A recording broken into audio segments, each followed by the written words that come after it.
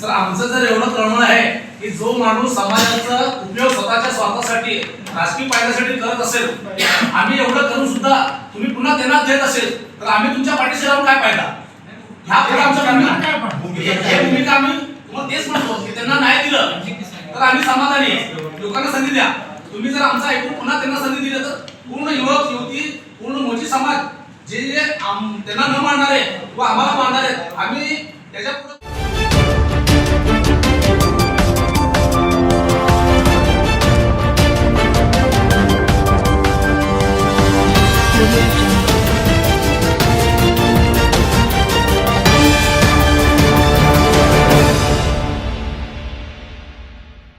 समाज निवडून आणत आहे. आजपर्यंत जे कोणी आमदार झाले असेल तर मोठे समाजाच्या जीवावरच आमदार झालेला आहे. इथून पुढे पण आम्ही आमच्या हातातच आहे. जर भाजपने आम्हाला संधी दिली तर आम्ही विचार करू, नाहीतर पुढचा वेळ आमच्या हातात आहे. काय करायचं?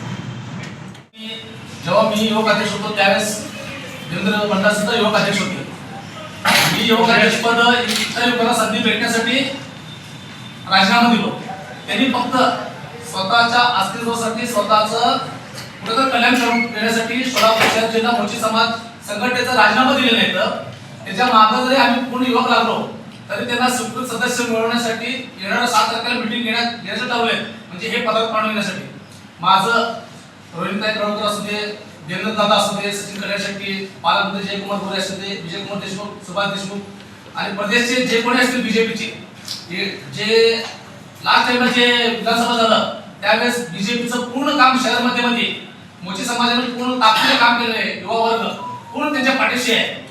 जर तुम्हाला मोची समाजाला न्याय द्यायचा असेल तर जे काँग्रेसमध्ये असताना पद भोगले, सभागृहामध्ये होते, हे तिथं होते, समाजामध्ये पद भोगले, त्यांना स्वीकृत न घेता परिवहनमध्ये स्वीकृतमध्ये त्यांना न घेता आमच्या समाजातील कष्टकरी आहेत, एकनिष्ठ काम करणारे आहेत, दादांच्या सोबत पाठीमागे राहणारे आहेत शहरमध्ये, त्या युवकांना किंवा युवतीला संधी द्यावं. जेणेकरून युवकांना आणि युवतीने संधी दिल्या तर ज्या पक्षातनं म्हणजे बीजेपीचं काम करतील येणाऱ्या 15 वर्षात त्यांच्या सोबत राहतील. तुम्ही जर जे पद भोगलेत आतापर्यंत ते पद भोगून त्यांनी रिक्त व्हायला पाहिजे. पुन्हा त्या पदावर त्यांनी डोळा ठेवून जर समाजाचा उपयोग करत असेल तर हा युवकांना मान्य नाही. बीजेपी जर आता युवकांना संधी दिली, युवकांना न्याय दिलं तर येणाऱ्या काळात पूर्ण युवक युवती महिला बंधू जेवढे काही समाजातील शहरामध्ये असतील पूर्ण बीजेपीची पाठीशी राहील. आता जर आमच्या युवकांची जे भावना बीजेपीचे जे समन्वय समिती असेल किंवा शहराचे जे पदाधिकारी असतील त्यांनी जर विचार न करता पुन्हा त्यांना संधी दिली किंवा आमच्या युवकांना जर संधी नाही दिली, युवकांना युवतींना नाही दिली तर याचा परिणाम त्यांना भोगावा लागतील. कारण का त्यांच्या एका शब्दाला आम्ही बीजेपीचं पूर्ण काम केलेलं आहे. तुम्हाला माहिती आहे मोची समाज म्हणजे काँग्रेस पक्ष असा एक समीकरण होतं. शिंदे साहेब काही म्हणतात तर बीजेपीला काम न करणारे फक्त काँग्रेस करते. आम्ही दाखवून दिले की मोची समाज हा फक्त कुठल्या एका पक्षाशी बांधिलकी नसताना समाजाच्या विकासासाठी जो पक्ष काम करेल त्या पक्षासोबत त्यांनी एकनिष्ठ राहील. देवेंद्र दादा जेव्हा उभा राहिले तर पूर्ण मोची समाज त्याला 70 ते 80,000चं लीड देऊन निवडून आणले होतं. कुठेतरी हे बाब त्यांनी लक्षात ठेवून जे कोणी पद बोलले त्यांना न देता युवकांना युवतीला संधी द्यावा. आमच्याकडे अनेक युवक आहेत बीजेपी मध्ये आमच्या अगोदर काम केले आहेत. भीमराव आसादे असतील, आनंदजी बोरगडू, सुरेश विटे, तंबा विटे आता जे प्रवेश केले गेल्या विधानसभेला सर्व प्रवेश केले. पण बाबा तबळेने जे युवकांना एक संघ करून दादांना निवडण्याचे काम केले ते शहराध्यक्ष म्हणजे काहीच केले नाही. दादांना निवडण्याचे फक्त आता त्यांनी पद मागणार आहेत. आम्हाला हे मान्य नाहीये.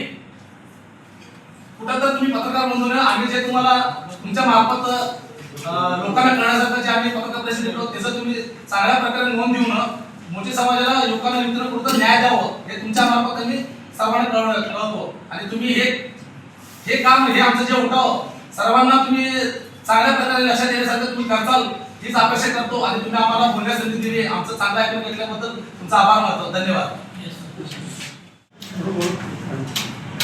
सगळ्या पत्रकारांना क्रांतिकारी जय भीम जय जाम. मी आतिश मेत्रे. सोलापूरच्या राजकारणामध्ये बऱ्याच नेत्यांवरती पक्षांवरती मी बाईट देत असतो, त्यामुळे मी सोशल मीडियावरती चांगला प्रसिद्ध आहे. सो माझा मोची समाजाचा प्रश्न म्हणून जेव्हा या सगळ्या गोष्टी मी माझ्या दृष्टीने बघतो तेव्हा एक लक्षात येतं, महामानव डॉक्टर बाबासाहेब आंबेडकरांनी सांगितलंय ज्या समाजात आपण जन्माला येतो त्या समाजाचा उद्धार करणे या माणसाचं पहिलं आद्य कर्तव्य. जर त्या समाजाचा उद्धार करणं होत नसेल तर त्या समाजाच्या उन्नतीसाठी जो व्यक्ती काम करतो त्याच्या पाठीशी उभा राहा हे दुसरं कर्म आहे. आणि तिसरं धर्म तेवढं पण होत नसेल तर तुम्ही तुमच्या घरात असं शांत बसा, जे काम करतायत, जे क्रांती घडवून आणतायत त्यांना विरोध करू नका, हे बाबासाहेबांनी आपल्याला शिकवलं. परंतु जो व्यक्ती समाजाचा वापर राजकारणासाठी करत असेल, राजकारणाचा वापर समाजासाठी करणं योग्य आहे, परंतु समाजाचा वापर राजकारणासाठी करत असेल तो व्यक्ती समाज हिताचा नाही तर समाजाच्या घातकाचा व्यक्ती आहे, असं माझं स्पष्ट मत आहे. त्यामुळं ज्या व्यक्तीची पदाची पात्रता गेल्या 6 वर्षाखाली संपली आहे, म्हणजे आमचे मोची समाज जिल्हा शहर अध्यक्ष पदाचं जो पदाची पात्रता आहे, म्हणजे 3 वर्षाला एकदा नवीन पदाधिकारी निवडले, तर त्यांची कार्यकाल संपून 4-6 वर्ष झाले. ते कोरोनाचं कारण सांगून पुन्हा एकदा फेरनिवड करण्यात आली. पण पुढच्या 3 वर्षात त्यांना विधानसभा, लोकसभा या सगळ्या गोष्टी साधायच्या होत्या, त्यांचं वैयक्तिक स्वार्थ होता. It's okay, I will accept, आम्ही त्या पण गोष्टी सहन केल्या. परंतु त्याच्यानंतर सुद्धा अजून कार्यकाळ संपल्यानंतर अजून पुढे अजून राजीनामा द्यायसाठी ते अडवत आहेत आणि आता नवीन कारण सांगत आहेत की मी अजून 3 महिन्यानंतर एप्रिल महिन्यात मी राजीनामा देतो. मोची समाजात 99% मोची समाज त्यांना विरोध करतोय की तुम्ही पदाचा राजीनामा द्या, पदाची तुमची पात्रता संपली आहे, कार्यकाळ संपलाय, राजीनामा द्या. विरोध अर्वाच्य माझी शिवीगाळ झाली तरी ती व्यक्ती एवढ्या निर्लज्ज अवस्थेने हात पाय फोडून दंडवत घालून म्हणताय मी 3 महिन्यानंतर राजीनामा देतो. ह्याच्या मागं कारण काय असेल मला आजपर्यंत कळलं नव्हतं. परंतु आज लक्षात आलं की समाज एवढा मोठा समाज आणि एवढ्या मोठ्या समाजाचा मी अध्यक्ष आहे हे दाखवून जर त्यांनी स्वतःच्या स्वार्थासाठी स्वीकृत नगरसेवक पद मागत असेल तर हे समाजाच्या प्रगतीचा नाही तर समाजाच्या घातकाचा प्रश्न आहे. त्यामुळे मी भारतीय जनता पार्टीचा कोणत्याही अँगलने कार्यकर्ता नसलो, मी कधी भारतीय जनता पार्टीला मतदान केलेलं नसलो तरी आज सोलापूर शहर मधले जे आमदार आहेत देवेंद्रदादा कोटे यांच्या कर्तृत्वाला आणि कर्माला मी सलाम करतो. कारण त्यांनी कोणत्या पक्षाचा त्याच्यापेक्षा त्यांचं कर्म कसं हे फार महत्वाचं आहे. त्यांनी आल्यापासून त्यांच्या अंडर झालेली जी कामं असतील, त्यांनी केलेलं जे राजकीय नियोजन असेल किंवा त्यांना मिळालेलं जो यश असेल, या सगळ्या गोष्टीला पाहता देवेंद्रदादांना खरंच सार्थ सन्मान आहे. आणि त्यांना विनंती आहे, दादा तुम्ही तुमच्या विचारांनी जो पक्ष आता तुम्ही घडवताय त्याच्यामध्ये अशी समाजघातकी लोकांना संधी देऊ नका आणि तुम्ही तुमची पात्रता आणि तुमचं श्रेष्ठत्व कमी करून घेऊ नका एवढी विनंती करतो आणि थांबतो. जय हिंद, जय श्री. कार्यकर्ता महाविद्यालयाचं आधारस्तंभ म्हणून या ठिकाणी उपस्थित आहे. मी सांगू इच्छितो की देवेंद्र भंडारे हे शहराध्यक्ष पदाचं मोठी समाजात शहराध्यक्ष पदाचं दुरुपयोग हे राजकारणात करत आहे.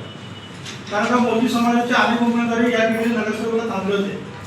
त्या ठिकाणी देवेंद्र भंडारेंनी फक्त स्वतःच्या स्वार्थासाठी प्रभाग 22 मध्ये संजय मुंगटी व सुधीर संजय बाग हे संजय मुंगटी साहेब मोठी समाजाचे होते, तिने काँग्रेसकडून थांबले होते आणि सुधीर संजय बाग हे शिवसेनेकडनं थांबले होते.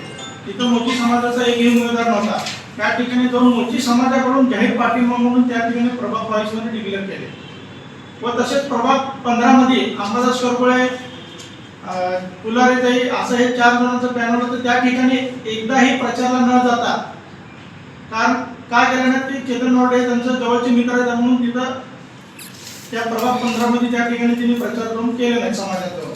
तो प्रभाग 16 मध्ये त्यांचे राजकीय करून येल्लूर साहेब हे त्यांची सून स्वतः प्रभाग 15 मध्ये 16 मध्ये थांबले होते. त्यामुळे तिकडं काँग्रेसला त्या ठिकाणी तिने मदत केलेली आहे.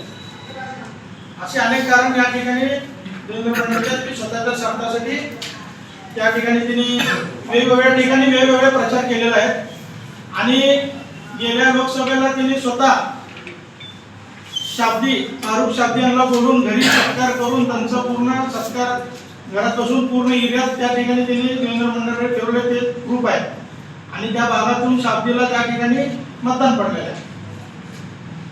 एवढं करून दिलेत भंडाऱ्यांना काय करणार पुढे समाजाची भूमिका असेल. मी सांगितलं की सर तुम्हाला सर आमचं जर एवढं तळमळ आहे की जो माणूस समाजाचा उपयोग स्वतःच्या स्वार्थासाठी राजकीय फायद्यासाठी करत असेल, आम्ही एवढं करून सुद्धा तुम्ही पुन्हा त्यांना देत असेल तर आम्ही तुमच्या पाठीशी राहून काय फायदा. ह्या पुढे आमच्या भूमिका आम्ही तुम्हाला तेच म्हणतो की त्यांना नाही दिलं तर आम्ही समाधानी लोकांना संधी द्या. तुम्ही जर आमचं ऐकून पुन्हा त्यांना संधी दिली तर पूर्ण युवक युवती पूर्ण मोठी समाज त्यांना न मानणार आहे व आम्हाला मानणार आहेत, आम्ही त्याच्या पुढे कोणाचं काम करायचं कोणाचं नाही हे आम्ही ठरवू ना. येणाऱ्या काळात जसं संधी येते तसं त्याचा उपयोग करू आम्ही. ठीक आहे.